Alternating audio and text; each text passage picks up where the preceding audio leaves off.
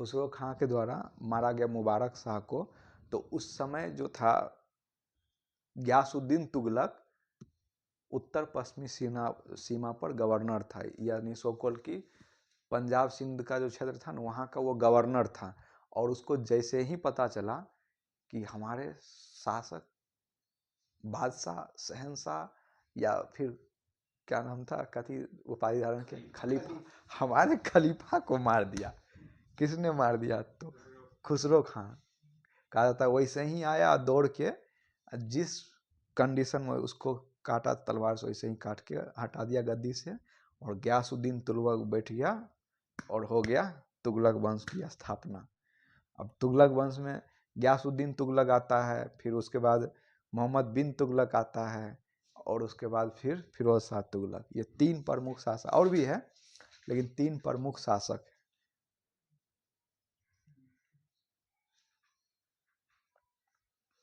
देखिए तो अब इसमें कुछ बचा नहीं।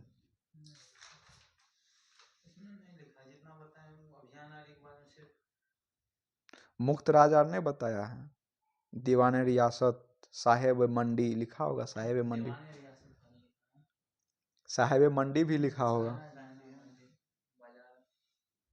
ये बाजार को नियंत्रण करने के लिए जैसे बोल सकते हैं ना पुलिस चौकी टाइप का, वैसा था। मसाहत एक तरह होता था, बंजर भूमि होता था जिसको रिफॉर्म किया जाता था।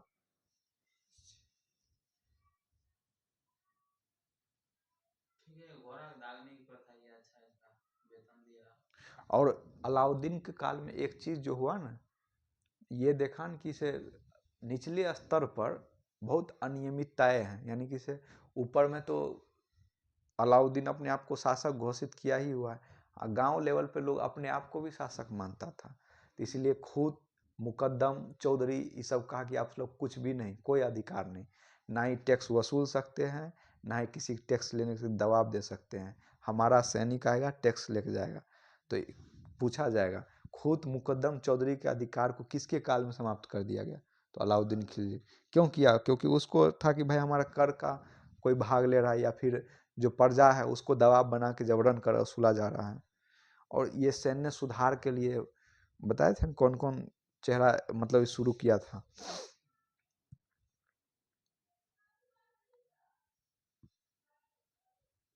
तो अब गयासुद्दीन तुगलक शुरू किया जाए। देखिए गयासुद्दीन तुगलक में 2-3 चीज जो याद रख सकते हैं, दीवाने इंसा, पत्रालय, डाक विभाग की स्थापना, दिल्ली में नहर प्रणाली, क्योंकि उस समय हरियाणा साइड जो है ना कृषि की बहुत बड़ा मतलब कि संभावनाएं थी, लेकिन सरकार द्वारा कोई ऐसा प्रयास नहीं, लेकिन ये नहर की प्रणाली की शुरुआत गयासुद्दीन तुगलक किया था। और उसके बाद जो है सैन्य प्रणाली को दुरुस्त करने का जो काम है वो गयासुद्दीन तुगलक किया था। गयासुद्दीन तुगलक का बहुत लंबा पीरियड नहीं रहा है, यानी कि इसे 5-6 साल का रहा है। गयासुद्दीन तुगलक के बाद जो महत्वपूर्ण कैपेबल राजा आया है मोहम्मद बिन तुगलक। इसको शुरुआत करने से पहले मतलब मन में एक आशा और निराशा दोनों भाव जाग जाना चाहिए, क्योंकि इतना ये पढ़ा लिखा था, इतना न पढ़ लिख लिया था कि दूसरा किसी कुछ समझता ही नहीं था। ज़्यादा पढ़ लिखने के बाद भी आदमी बौरा जाता है ना, तो वैसे ही बौराई टाइप का ही राजा था, शासक था। बौराई टाइप का इसलिए क्योंकि ये जो भी नीति शुरुआत करता था ना, उसके नीति शुरुआत करने के दौरान ही अंत हो जाता था। और सबसे पहले कि इस पर आक्षेप ये लगा, जैसे गयासुद्दीन तुगलक गया था बंगाल, ठीक है, और बंगाल गया था तो वहाँ पे कहा कि इसे जो मतलब संत होता था ना, क्या बोलते हैं उसको, निजामुद्दीन औलियार जो होता था, क्या बोलते थे, फकीर, सूफी संत, निजामुद्दीन औलिया था सूफी संत। सूफी संत को कहा कि आप लोग को भी अब टैक्स वैक्स देना पड़ेगा, ये जो मतलब बजाते रहते हैं ये सब नहीं बजाना है, कुरान भी सब नहीं लिखा हुआ है, गयासुद्दीन तुगलक का। तो कहा कि हम लोग तो टैक्स वैक्स नहीं देंगे। मतलब जो निजामुद्दीन औलिया था, निजामुद्दीन औलिया के साथ जो है ना बहस हो गया था गयासुद्दीन तुगलक के साथ। तो कहा जाता है गयासुद्दीन तुगलक कहा कि ठीक है जाते हैं दिल्ली, वहाँ शाही फरमान जारी करेंगे। कहा जाइए ना दिल्ली, दिल्ली अभी बहुत दूर है। तो उसी समय से ये जो है ना कहावत बन गया, दिल्ली बहुत दूर है। अब जैसे ही आ रहा था न, तो कहीं अभियान में आराम कर रहा था गयासुद्दीन तुगलक, तो वो अभियान में टेंट गिर गया, गयासुद्दीन चपा गया, उसी में मर गया। 5 ही साल, देखें 1320 में बना और 25 में मौत, मरने वाला था नहीं। अब जो है इधर जो बुद्धिमान बालक था मोहम्मद बिन तुगलक, वो अपना सत्ता, वो अपने पिता को देखने भी नहीं गया, सत्ता आसीन कर लिया। अब ये जनता जो है ना इसको कह रहा है कि से आप अपने पिता को मरवाए हैं, कह रहा है नहीं नहीं हम पिता को नहीं मरवाए, मतलब लोग झूठों की इल्ज़ाम डाल दिया कि अपने पिता को मरवाए। कहा नहीं वो टेंट में गिर गए थे, ऐसे ऐसे मर गए। नहीं आप अपने पिता को मरवा गद्दी पर आसीन होना चाहते थे। अभी लोग को समझाते समझाते परेशान हो, जैसे अभी केजरीवाल समझा रहा है कि हम दारू में भ्रष्टाचार नहीं किए हैं, सुप्रीम कोर्ट कर दिया, ये कर दिया, तो वो भी वो समझा रहा था हम अपने पिता को नहीं मारे हैं। मोहम्मद बिन तुगलक को जो याद किया जाता है, ये नहर सिंचाई को एक्सट्रीम लेवल पे मतलब ले जाने का काम किया। उसके बाद शिक्षा प्रणाली को शुरुआत किया, टैक्सेशन व्यवस्था को शुरुआत किया, जमीन से रिफॉर्म शुरुआत किया, लेकिन कोई भी इसका रिफॉर्म जो है ना कामयाब नहीं रहा। कामयाब नहीं रहा इसलिए क्योंकि अगर मतलब किसी एक देखा जाता है ना कि कई बार अमीरों को पर्से दे देता था, कई बार अमीर को धकेल भी देता था। मतलब जब संदेह होता था का अमीर हम पे हावी हो रहा है, हमारा ही कहाँ नहीं मान रहा है, तो उसको धकेल भी देता था। और कई बार अमीर को कहता था नहीं नहीं आइए आप तो बुद्धिमान हैं, हमसे भी आगे हैं। तो ये सब चीज़ें इसके समय में हो रहा था। और इसी समय में इब्न बतूता भारत आया था और एक रोहेला नामक ग्रंथ लिखा था, और इब्न बतूता को ये मतलब कि राजशाही कवि घोषित कर दिया था। अब इब्न बतूता को जब घोषित कर दिया तो जाहिर सी बात है उसको राजशाही परसे मिलेगा, तो उसके बारे में तो लिखेगा ही, बुद्धिमान ये वो पूरा करके अपना चढ़ा बढ़ा के लिखा। लेकिन देखते हैं कि इसे ये काम क्या क्या किया, ये जो है ना मतलब कि से कृषि सुधार करने के लिए अमीरे को ही विभाग का निर्वहन किया। ये उसमें ये देखता था कि कृषि में कैसे अनाज लाया जाना चाहिए, कैसे इसको सुधार किया, किस खेती कहाँ किया जाना चाहिए, वो सब चीज़ें इसमें देखता था। लेकिन कहा जाता है कि जब तुगलक का मृत्यु हो गया, मोहम्मद बिन तुगलक का, तो इतिहासकार कहते हैं कि जनता को तुगलक से और तुगलक को जनता से मुक्ति मिल गई। आखिरकार ऐसा क्यों कहा जाता है, क्या रीजन था? तो देखिए शुरू करते हैं। मतलब 4-5 कारण है। सबसे पहले इसको कोई जो है अपना बुद्धि दे दिया कि अगर राज्य को समृद्ध बनाना है और बहुत मजबूत बनाना है तो आपको सबसे पहले धन होना चाहिए। और धन कहाँ से आएगा? धन तो सबसे बड़ा उस समय स्रोत कृषि ही होता था, उसमें औद्योगिकरण थोड़ी ना था, तो कृषि से आएगा। तो कृषि से टैक्स लीजिए, ये जो 33% लेते हैं इससे काम चलेगा नहीं। तो इतना कहा तो ये कल से घोषणा कर दिया, द्वाब के जो क्षेत्र है वहाँ 50% टैक्स लिया जाएगा कल से। जैसे ही घोषणा किया अगले साल कृषि हुआ, वहाँ पे पता सुखाड़ पड़ गया। तो जैसे अलाउद्दीन खिलजी घोषित किया था कि भाई हम टैक्स लेंगे 50%, लेकिन किस कंडीशन में आपदा आएगा तो उस समय छोड़ देंगे। लेकिन आपदा आया, फिर गया इसका सेना सब वसूलने के लिए, तो वहाँ लोग मार के भगाया। लोग इसको पत्र में गाली लिख के भेज रहा है, सुल्तान जब खोल रहा है तो देख रहा है गाली गाली पत्र में लिखा हुआ है। तो ये नीति भी फ्लॉप हो गया। दूसरे बात ये क्या किया, इसके मन में आया कि हमारा तो पूरा अधिकार उत्तर भारत पे हो ही गया है, उत्तर भारत के राजा हैं इसमें कोई संदेह नहीं है, और उत्तर भारत में सब कुछ दनादन चल रहा है, कोई संदेह नहीं। अगर हमको पूरा भारत पे अधिकार करना है ना, तो यानी देवगिरी, जिसका नाम जोनाबाद रख दिया, देवगिरी पे शासन करना होगा। तो तुरंत रात में घोषणा करता है कल से जो है सुल्तान की राजधानी देवगिरी होगी, और जितना भी सेना है अपना कमान संभाल ले और कल से चले। मई जून के मौसम था। चल दिया सब हाथी ले करके, और आधा हाथी घोड़ा वहां पहुंचते पहुंचते मर गया। और जब वहां पहुंचा तो देखा कि यहाँ पानी की स्थिति नहीं है, खाने पीने की स्थिति, रसद की व्यवस्था सही नहीं है। तो फिर 2 महीना बाद कहता है कि नहीं, हम ये उचित समझते, शाही फरमान जारी किया, लिखा हुआ है, मतलब गवर्नमेंट के जो अथी पर है ना, ब्रिटिश के, उसमें लिखा हुआ। हम ये उचित समझते हैं कि दिल्ली मतलब दिल्ली ही सुल्तान का वास्तविक राजधानी होना चाहिए। यहाँ सेनाओं की बहुत ज़्यादा दिक्कत होती। फिर वहाँ फिर अगले मई जून में 1 साल का अंदर फिर मई जून में हाँक दिया गाड़ी को, आधा सेना आते आते मर गया। तो ये भी फ्लॉप रहा। एक जो कारण किया, दिल्ली आया, फिर जो है कहता है कि सर हम ये देख रहे हैं कि राज्य में चांदी का अभाव हो रहा है। जो पढ़ा लिखा लोग होता है मूल्यांकन ज़्यादा करता है, राज्य में चांदी का अभाव हो रहा है, इसलिए सिक्का जो अब छपेगा वो चांदी का नहीं छपेगा, वो तांबा का ही छपेगा, लेकिन मूल्य सिक्का का चांदी का ही माना जाएगा। अब सोना चांदी का दाम अपने मन से एक कर दीजिए, ऐसे कैसे होगी? क्योंकि चांदी की उपलब्धता कम थी, तांबा की उपलब्धता ज़्यादा थी। अब मान तो लिया। उसके बाद दूसरा ये है कि कुछ सिक्के चमड़ा का भी चलेगा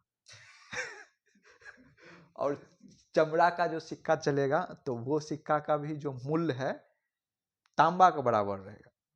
अब क्या था, लोग ने क्या किया, घर में ही मतलब कि से ठप्पा मार के, राजशाही ठप्पा मार के और चमड़े के सिक्का चलाना शुरू कर दिया। और कहता है कि से इतना मुद्रास्फीति आ गया कि कोई एक दूसरे के यहाँ जाता था, इतना इतना सिक्का लेकर दो सामान। अब सामान रहेगा, सामान इस सिक्का क्या वैल्यू है, सामान रहेगा तभी न देगा। कहा जाता है कि उसके यहाँ बैलगाड़ी से लोग भर भर के उसके राजशाही दरबार में सिक्का गिरा दिया, लो तो अपना नीति तो अपने पास रखो। फिर से वो सिक्का नीति भी वापस लेना पड़ा। एक जो चौथा जो इसका अभियान था कि मंगोल का जो शासक था ना, वो इससे युद्ध में हेल्प मांगा कि हमको हेल्प चाहिए, आप हेल्प कर दीजिए, यहाँ पर हम लोग परेशान हैं, त्रस्त है। क्योंकि खुरासान के जो शासक है ना, बहुत परेशान करता है। उसका नाम, खुरासान के शासक का नाम अब्दुल सैयद था, ठीक है। वो परेशान बहुत करता था मंगोल के। तो कहता है कि वो अपना इधर कहावत है ना, अपने खाए ले और बंदर के ओढ़ेल गाती। कौन कहावत है? अपने उघार और बंदर के गाती, है ना कहावत। अपने उघार और बंदर गाती, यानी अपने पास कपड़ा नहीं है और बंदर को गाती बांध रहे हैं। गाती मतलब उसको कपड़ा ओढ़ा रहे हैं। तो ये जो है मोहम्मद बिन तुगलक कहा कि से सुल्तान से कोई मदद मांगे और हम दे ना पाए, ये कैसे हो सकता है? वो भी बुद्धिमान सुल्तान। उसको हमेशा इस बात का एहसास होता था कि हम बहुत पढ़े लिखे हैं, बुद्धिमान है, हमारे जैसा जानकार कोई नहीं है। सबको कहा कि चलो, तो कहाँ? खरासान से युद्ध लड़ने, क्योंकि मंगोल से आया है, संदेशा आया है, युद्ध लड़ना है। तो कहा कि से महाराज वहाँ जाइए, सुल्तान वहाँ जाइए, बहुत दुर्गम स्थिति है, पहाड़ी है, चढ़ नहीं पाएंगे। कहा कि सुल्तान के आदेश को अवहेलना करता है, चलो। चल दिया सब एकदम बांध के। और जैसे ही आधा रास्ता पहुंचा अफगान के, वो काबुल के पर्वत पठार से होते हुए हिंदू कुश पार करते हुए पहुंचा, आधा रास्ता पहुंचा, तो उधर से इसका जो मतलब कि से खुफिया विभाग था, जानकारी लेकर आया कि यहाँ के शासक, जहाँ आप हमला करने जा रहे हैं, वहाँ शासक ही मर गया। फिर वहां से अभियान वापस कर रहा है। रास्ता में कर रहा है, देखो युद्ध तो हुआ नहीं, तो ऐसा करना, तुम लोग पैसा नहीं लेना। सैनिक सबको समझा रहा है, तो सब उतर गया। कहा अब तो पैसा अब ये दीजिए तभी गाड़ी आगे बढ़ेगा, नहीं तो नहीं बढ़ेगा। अब ऐसा पागलपंती अभियान के लिए कौन उसको याद करेगा। एक अभियान ये हुआ कि मतलब कि वहाँ का जो हिमाचल प्रदेश में, हिमाचल प्रदेश में नहीं, हाँ हिमाचल में ही गहरवाल का जो क्षेत्र है ना, वहाँ के सेना सब इसको कर देने से मना कर दिया कि जो इतना पगला सेना हो उसको हम कर वोर नहीं देंगे। मतलब लेटर में लिख, इस कहा जाता है ये ऐसा सुल्तान था जिसको हमेशा जब भी पत्र खोलता था तो पत्र के अंतिम में गाली लिखा रहता था। ये इवन बतूता ये बात लिखा है कि उसको पत्र के अंतिम गाली लिखा रहता था। तो जब पता चला कि वहाँ गहरवाल का जो लोग है कर देने से मना कर रहा है, कहा चलो सेना तैयार करो, युद्ध किया जाएगा। कहा कि अरे महाराज कौन उतना छोटा सा क्षेत्र ही है, क्या उसके लिए युद्ध कीजिए, उतना पर्वत पठार वाला क्षेत्र है, मर ही जाएगा आपका से, युद्ध तैयार करो। और जैसे ही वहाँ भिड़ा कि सब छापा मार पद्धति, यानी कि सब छुपा हुआ है पेड़ पर, जैसे ही पहुंचा मारा तीर धनुष। और इसी में कहा जाता है कि इसी दौरान मोहम्मद बिन तुगलक बीमार पड़े और उसके बाद निकल पड़े, और निकल पड़े तो इतिहासकार कहा कि जनता को इससे और इसको जनता से मुक्ति मिल गई। अब देख लीजिए। चलिए तो इसके बाद शुरू करते हैं फिरोज शाह तुगलक, जो तुगलक वंश के अंतिम महत्वपूर्ण शासक है। इसके बाद भी है लेकिन अंतिम महत्वपूर्ण शासक है। और इसका जो काल है 1351 से 1389 तक का काल है। अब इस काल के दौरान में जो फिरोज शाह तुगलक है, इसको हिंदू के दृष्टिकोण से कह सकते हैं सही शासक नहीं था, यानी मुस्लिम कट्टरपंथी था। लेकिन एक सुल्तान के दृष्टिकोण से और सार्वजनिक दृष्टिकोण से देखेंगे तो ये कल्याणकारी शासक भी है। क्यों? क्योंकि ये जब मतलब किसे जाता है, कहीं पे अभियान करता है, वहाँ कलाकृति है, विक्रमादित्य कुछ है, तो उसको उखाड़ करके लाता है, दिल्ली में लगाता है। मतलब यही नहीं किया है, फिरोज शाह तुगलक ही लगाया है। कुतुब मीनार के जो हाँ हाँ, तो वो यही नहीं किया है, हाथी से बांध के लाया था, आधा टूट गया। तो ये फिरोज शाह तुगलक कहा जाता है कि ये भी नहर विस्तारीकरण पे ध्यान दिया। और सबसे बड़ा बात कहा कि ये दीवाने खैरात बनाया। दीवाने खैरात का मतलब ये था कि आपातकाल की स्थिति में मान लीजिए कि आग लग गया, बारिश हो गया, ओला पड़ गया, ठंडी पड़ गया, किसी परिवार बिछड़ गया, तो उस दौरान ऐसा स्थिति होता था कि आदमी को जो बुनियादी सुविधा था ना वो उपलब्ध कराना होता था। तो ये पहला ऐसा शासक था जो कहा कि आपातकालीन स्थिति में हम लोगों को बुनियादी सुविधा उपलब्ध कराएंगे, इसलिए दीवाने खैरात नाम का शुरुआत कराया। उसके बाद दारुल हर्ब करके मतलब कि अस्पताल का निर्माण कराया, ताकि वहाँ लोग, बहुत सारा हकीम रहता था, फ्री ऑफ कॉस्ट में मुफ्त वहाँ पर इलाज मिल सके। और उसके बाद सेना सुधार किया, लेकिन सेना सुधार के दौरान में ये गलती काम ये कर दिया कि सेना को वंशानुगत कर दिया और सेना में रिटायरमेंट खत्म। यानी आप 80 बरस के भी हैं, इनको लगता था कि अगर बूढ़े लोग रखेंगे तो अनुभवी लोग रहेगा तो हमारा राज्य विस्तार। लेकिन ये है कि यहाँ पे जब सेना विस्तार इतना लेवल पे हो गया कि सेना में बूढ़े लोग ही ज़्यादातर हो गए। अब जो लोग सेना में आ गए उसको नौकरी करने की ज़रूरत नहीं, कोई काम कर, सेना से यहाँ से पैसा मिल ही रहा है। उसके बाद इसके काल में ही कहा जाता है, पूछा जा सकता है दिल्ली सल्तनत के किसके काल में भ्रष्टाचार चरम पे पहुंच गया था, इसी काल। कहा जाता है ये खुद ही पैसा लेके सेना को नियुक्त करता कहता था इतना रुपया दो, क्योंकि जो अब घोषणा कर दिया एक बार सुल्तान कि हमारा जो सेना होगा वंशानुगत होगा, वो हटेगा तो नहीं, तो हटेगा दूसरा सेना। अब दूसरा किसी को सेना में भर्ती करना है तो कैसे करेगा? ये सुल्तान कहता था कि 50 रुपया दो, तुमको भर्ती करते हैं, जबरदस्ती का भर्ती। तो पैसा लेके खुद घूस लेके भर्ती करता था। लेकिन कुछ इंपॉर्टेंट चीज़, ये शहर बसाने के शौकीन मिजाज के थे। जौनपुर शहर, हिसार, फिरोजाबाद, फिरोजपुर, इस तरह शहर का निर्माण इसने कराया। और दारुल सफ़ा, ये एकदम याद रखना, दारुल सफ़ा चिकित्सालय बताएं, दारुल सफ़ा। और नया सिक्का जारी किया जिसका नाम अद था, अद मतलब आधा। उसके बाद बिख था 1/4 करके था।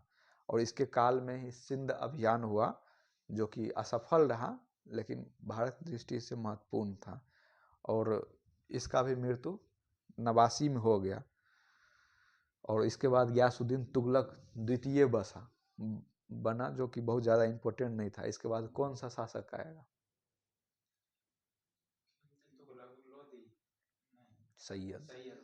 सैयद वंश आएगा। सैयद वंश भी इसके ही सामंत था, जो मतलब कि से इसके बाद स्थापित हुआ था। और इसी समय कहा जाता है तैमूर लंग का आक्रमण भारत पे हुआ। कितना समय चल रहा है? 1398 के आसपास तैमूर लंग का आक्रमण हुआ था। और इसी के साथ साथ आप डील कर ही देते हैं उसका भी। सैयद का जब आक्रमण हुआ ना, तो तैमूर लंग जो है एक महत्वपूर्ण व्यक्ति था, खिज्र खां। उसको यहाँ पे कहा जाता है दास दो ही हुआ है, एक कुतुबुद्दीन ऐबक और एक खिज्र खां। जब तैमूर लंग आक्रमण किया तो यहाँ खिज्र खां को एक दृष्टिगोचर रूप में छोड़ गया कि यहाँ पे दिल्ली पे कभी भी ऐसा कमज़ोर शासक पड़े, तुम हमला बोल के वहाँ पे शासन संभाल लेना। और खिज्र खां ने वो किया। खिज्र खां अपने आप को शाहरुखे कहता था, शाहरुखे सुल्तान कहता था। शाहरुखे सुल्तान मतलब था कि जो तैमूर लंग था ना, उसका बेटा का नाम था शाहरुख। और जब दिल्ली में वो शासक संभाला तो उस समय वहाँ पे जो मतलब शासक था वो शाहरुख बन गया था, और शाहरुख के बनने के बाद ये सिक्का भी शाहरुख के नाम से चलाता है। शाहरुख को अपना मतलब इस दास घोषित करता है अपने आप को, और ये जो है ना खुद को सुल्तान आला कहता है, सॉरी रैयत आला, सुल्तान कभी नहीं कहा, रैयत आला। और रैयत आला का मतलब है कि हम जनता के नौकर हैं। तो पूछ सकता है कौन ऐसा शासक है दिल्ली सल्तनत में जो खुद को रैयत आला अर्थात जनता का सेवक घोषित किया है? तो खिज्र खां का नाम आता है। खिज्र खां अपने आप को जयते। इसके बाद इसमें मुबारक शाह आता है। मुबारक शाह कैपेबल उतना नहीं था, ये सब बस टाइम पीरियड को आगे बढ़ाने वाला शासक है। इसके दरबारी कवि याहियाई थे। याहियाई का नाम जानता है? ये भी इम्पोर्टेंट है, पूछ सकता है याहियाई किसके दरबारी कवि थे। तो इसके दरबार में आया था, इनको दरबार में संरक्षण मिला और इसे ही सर हिंद के उपाधि दी गई थी। और मोहम्मद शाह ही मतलब मुबारक शाह के बाद मोहम्मद शाह आता है, और मोहम्मद शाह के 2 पुत्र थे, लेकिन एक पुत्र अब कैसा पुत्र था वो नहीं पता था, लेकिन बहलोल लोदी को अपना पुत्र मानता था। और इसका जो एक पुत्र था वो था अलाउद्दीन आलम। अलाउद्दीन आलम कहा जाता है, बहुत समझदार व्यक्ति था, लेकिन अपने आप को कहता था कि हम उतने कैपेबल नहीं है शासन संभालने के लिए। पिता ने उसको सर मुकुट दिया, और वो सर मुकुट उठा करके बहलोल लोदी को पहना दिया कि सुल्तान तो आप ही बनेंगे, हम आपके सेवक ही बन जाए वही बड़ी बात है। हमें तो नृत्य करने की कला है, कहाँ ये सब देश दुनियादारी हमें दे रहे। बहलोल लोदी का ठीक किया, नहीं तो तलवार के नोक तो चलाना आता ही है। फिर बहलोल लोदी वंश का स्थापना कर दिया। कितने? 1451 ईस्वी में। बहलोल लोदी में 3 लोग आता है, एक तो बहलोल लोदी, सिकंदर लोदी और इब्राहिम लोदी। उसके बाद आ जाएगा मुगल सम्राट। लोदी वंश शुरुआत करते हैं। सबसे पहला है बहलोल लोदी। और बहलोल लोदी कार्यकाल में क्या क्या हुआ? तो बहलोल लोदी के जो सरकी वंश के शासक था ना, वहाँ पर उसको ये पराजित किया और जौनपुर शहर बसाया बहलोल लोदी। हाँ, तो जौनपुर शहर पूछेगा कौन बनाया, तो बहलोल लोदी बनाया। और इसके दरबार में एक कवि रहता था अब्दुल्ला, जो हर चीज़ का मर्मस्पर्शी मतलब व्याख्या करता था।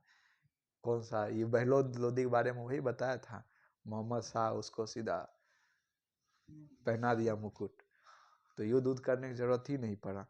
उसके बाद सिकंदर लोदी आता है। सिकंदर लोदी जो 1489 से लेकर 1516-17 तक इसका काल है। और ये जो है कट्टर मुस्लिम शासक था। ये जजिया कर भी लगाया, अमीर वर्ग का नियंत्रण भी किया। मतलब ये जो है बैलेंसिंग अप्रोच अपनाता था।